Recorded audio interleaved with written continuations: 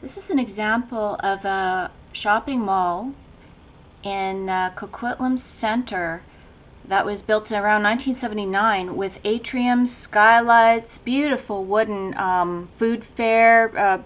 The tables were made out of wood and it was just gorgeous. A really cool place for teenagers to hang out, lots of small boutiques.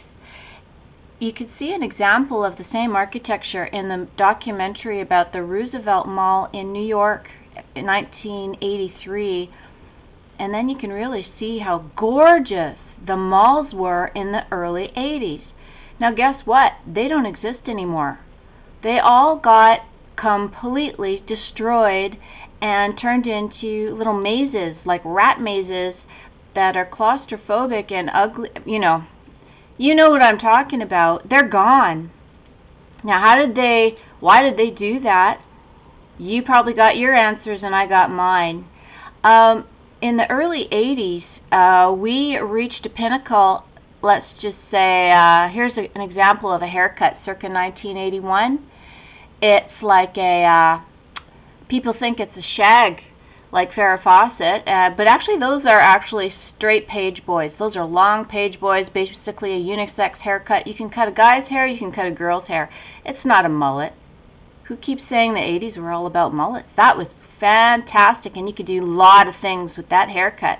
Then what happened in the 90s was this haircut, the Rachel, which now you have to tuck your hair behind your ears all the time. Your hair's flying in your face and in your mouth and in your eyes, and you need a lot of product, you need a lot of straighteners, and you got to color your hair.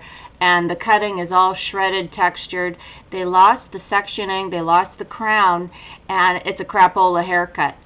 So basically this is an example of how we went down real fast. And in Murder, She Wrote, you can see that was filmed between the 80s and the 90s, so you can see the sharp decline in the hairstyles, the clothes that they're wearing, because they knew that they were going to start the new order, which was going to be putting all of the communist Chinese into an economic situation where they would manufacture all of our goods for cheap, everything, and it appeals to people who want to save a few dollars, which is why I always liken it to Stephen King's It from 1990, the Pennywise It from the Deadlights, because basically we cannot be cheapskates, and this is what led us to where we are now, where everything is much worse.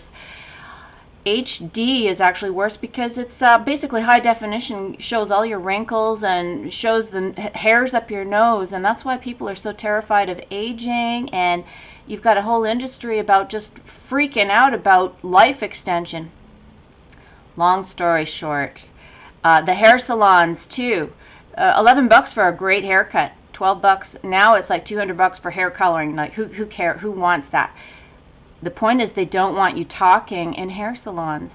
You'd see it in Murder, She Wrote, where they'd say, "Oh, see you in 3 weeks at the hair salon," because that's where the ladies would gather on a monthly basis, and you'd see friends, neighbors, and you gossip, keep up to date, whatever. Everything that is against the secrecy and shame that is always about covering up the truth that is coming out of the culture of the people that do things underhandedly behind our backs. Suddenly you turn around. I left one city that I was living, come back, look forward to going to Coquitlam Center, and it's like, what the heck? Where is it? It's gone. There was nothing wrong with it, and it's disappeared in 1 decade. Give me a break. And you could say that about a lot of things.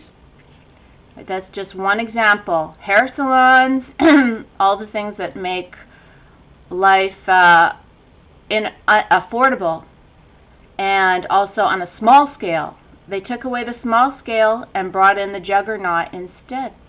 Big scale uglies. Big scale, well, ugly actually comes from the word fear. It generates fear, that's about it. It's not a judgment on any particular look, because everybody looks good if they're their best. But anything that is intimidation, domination, peer pressure, shaming, mocking, envious, try to look back on your life and find out where you find these things in common.